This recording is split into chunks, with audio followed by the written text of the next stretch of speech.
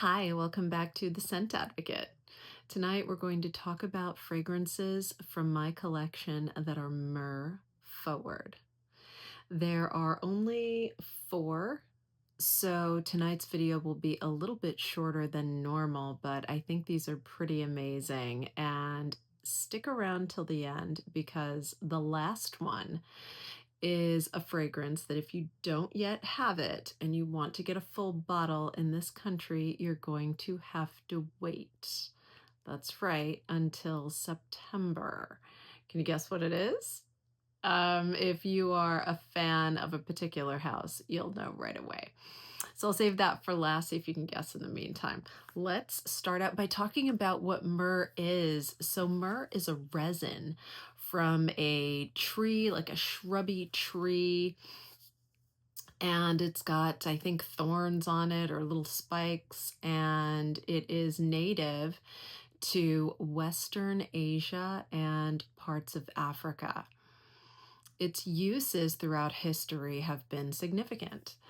So it's been used for medicinal purposes. It's an antimicrobial, it's a wound healer. It was used in embalming and of course in perfumery. Now, on this note, I will say that I am not a doctor and I am not saying anyone should use myrrh or anything else as an antimicrobial or to treat any kind of disease.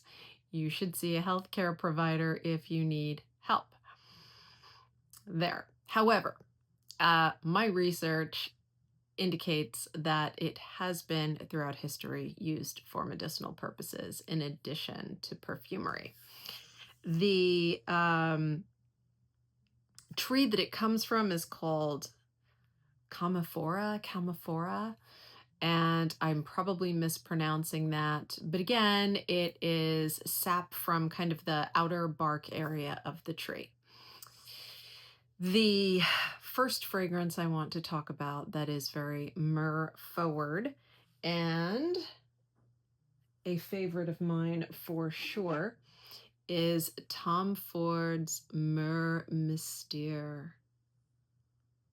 This fragrance came out in 2023. It goes for about $300. This is a 50 ml EDP. To me, this is a very classic example of what myrrh smells like.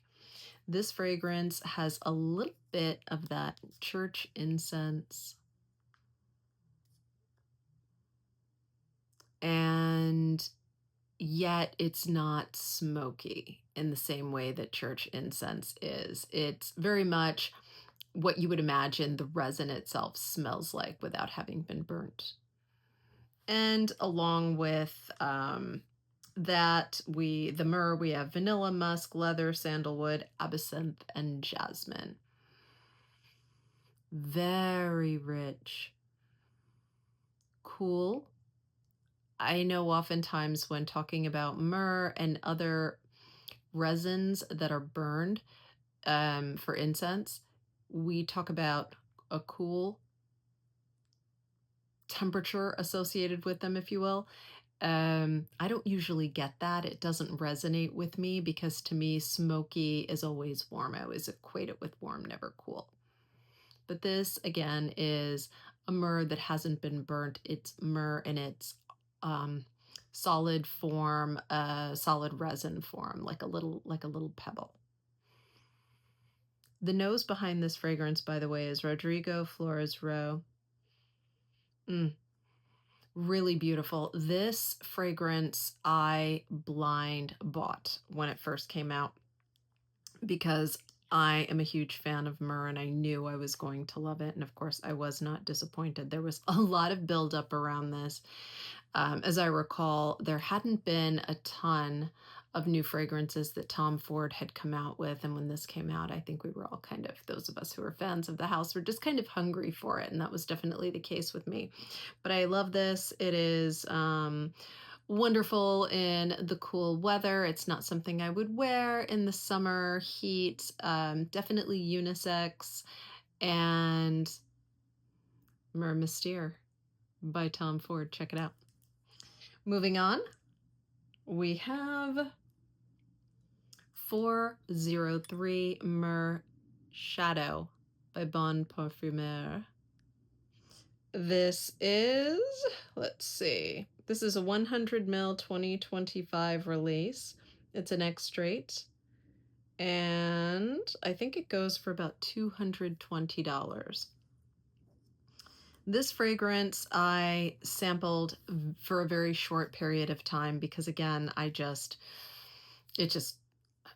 tend to like Myrrh, and this was a classic for me. Classic example of that. This is a very powdery Myrrh. The Myrrh is there. It is not as resinous. It is not as Myrrh forward as Myrrh Mystere. This fragrance is a Quinton Biche, of course. You know it's going to be gorgeous. And also Emily Joaquin.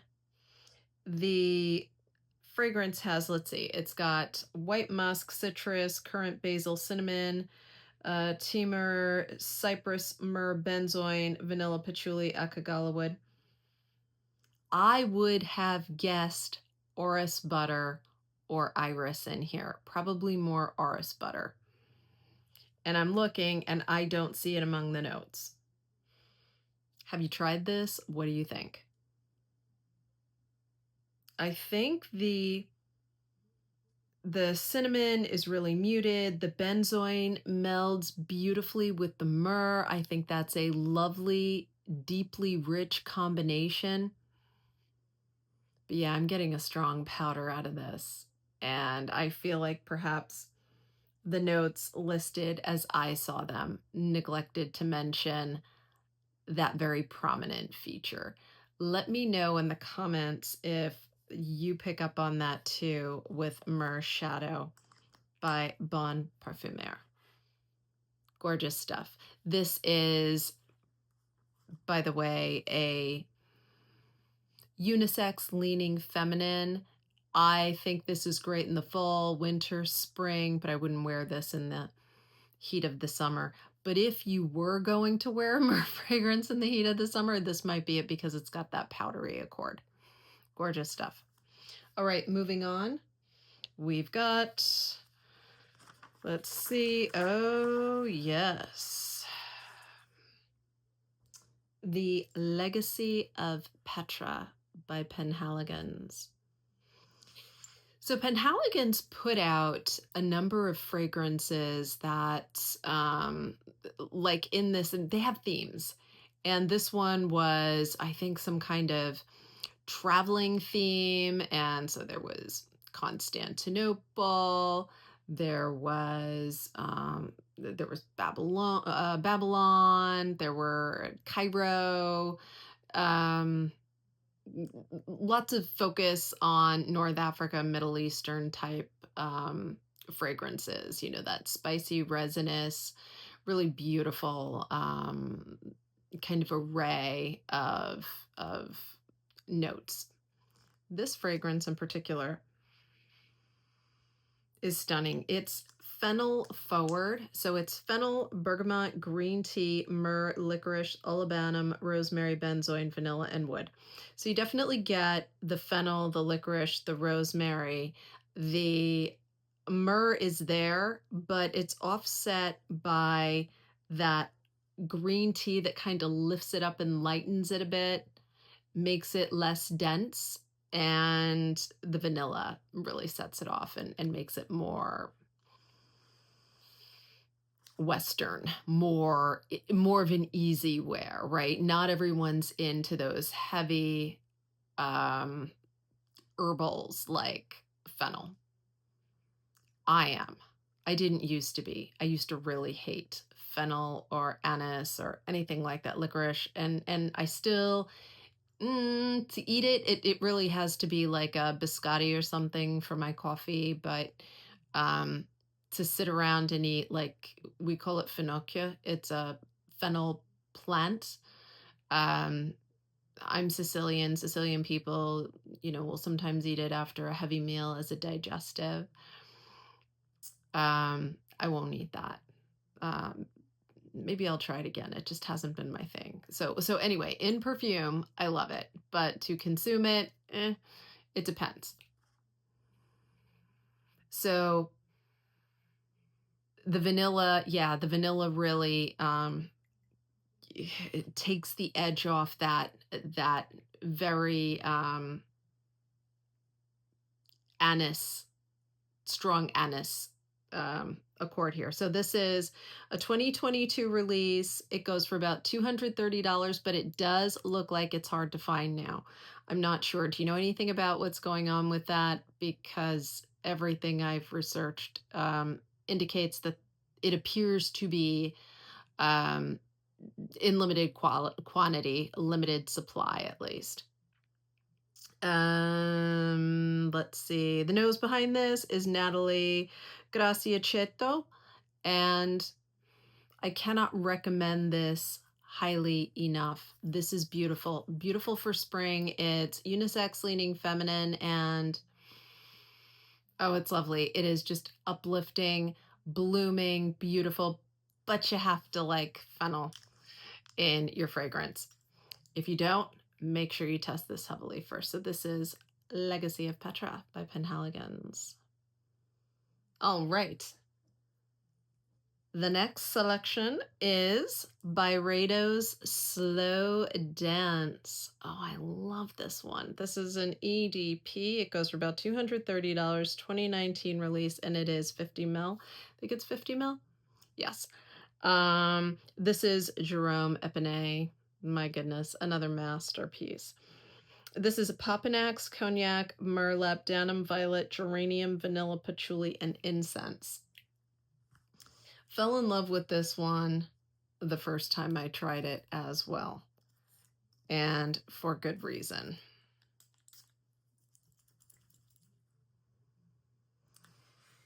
Okay, so I'm getting a dark purple fruit in this, and it's not listed among the notes.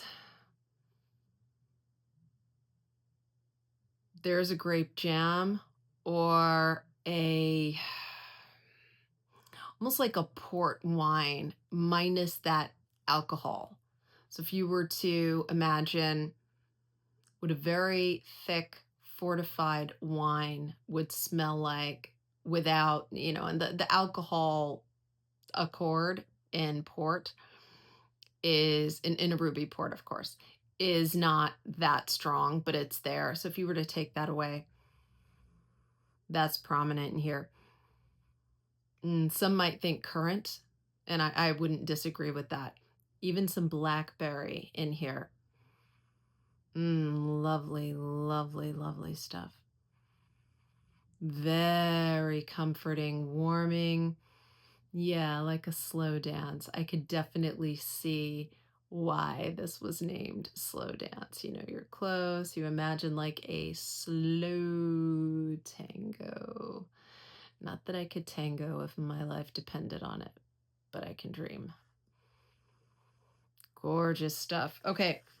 The myrrh is there, but it is vastly different from any of the other myrrhs I've talked about tonight, which is why I really enjoy making content like this, because I have myrrhs in the collection, but they're each so different.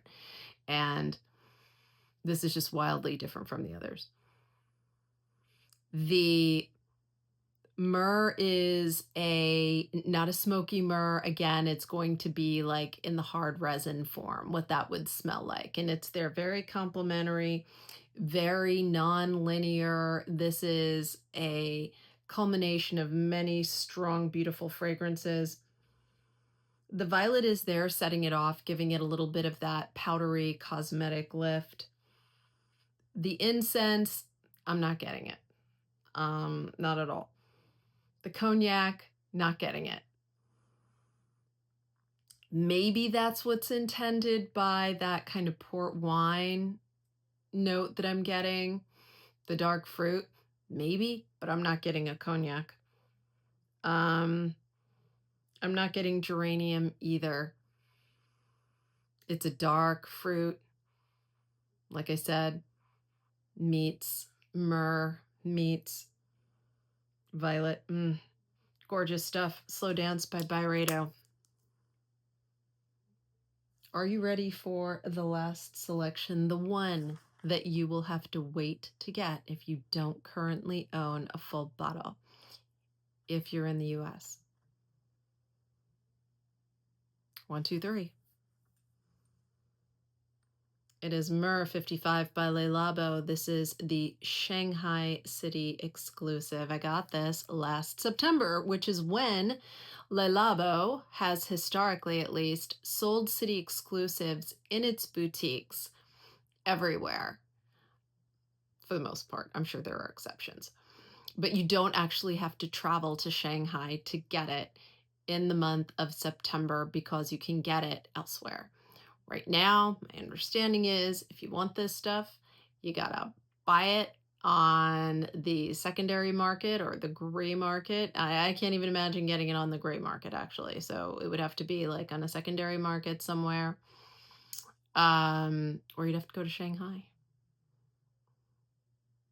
No. So that's not in my travel plans.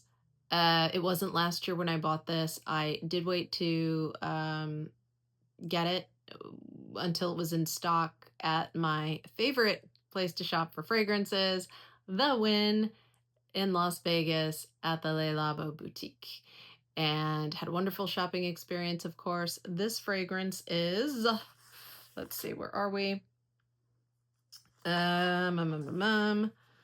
We are Daphne Bougie. This is, I hope I said that right. This is about $400. I think I paid for this, maybe a little more. It's an EDP. It's 100 ml and it is a 2023 release.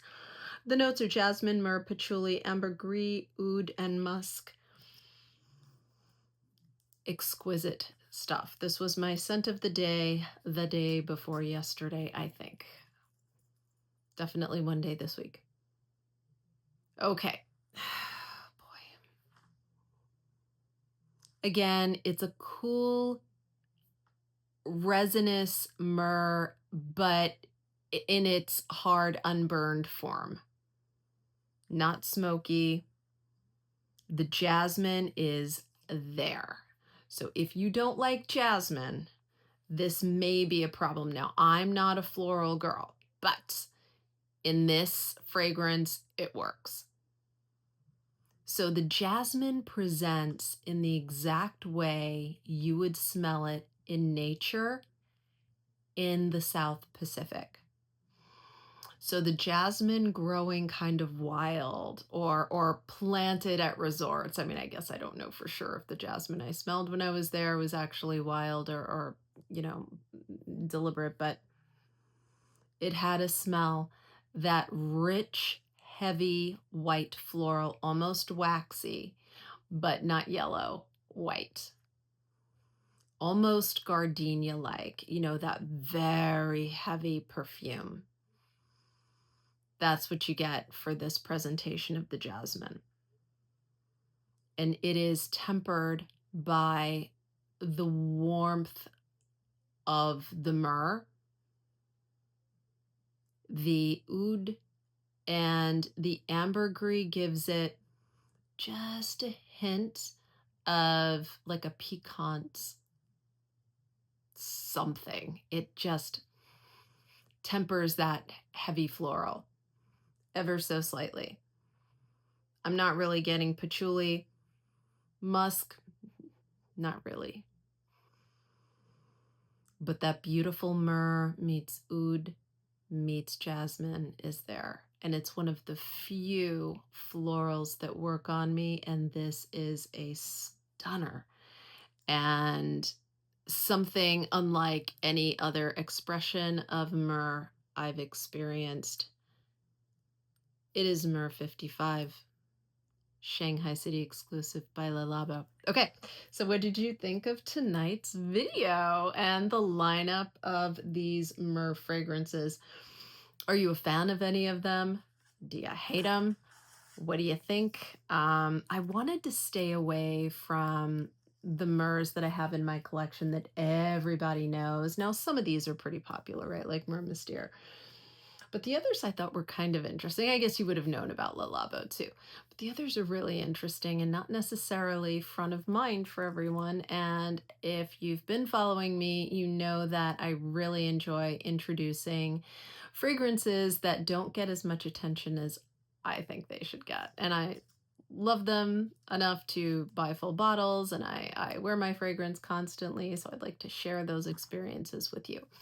So if you are not a subscriber to the channel, please consider subscribing. If you enjoyed the video, please give me a thumbs up, and I'll see you in the next one. Bye-bye.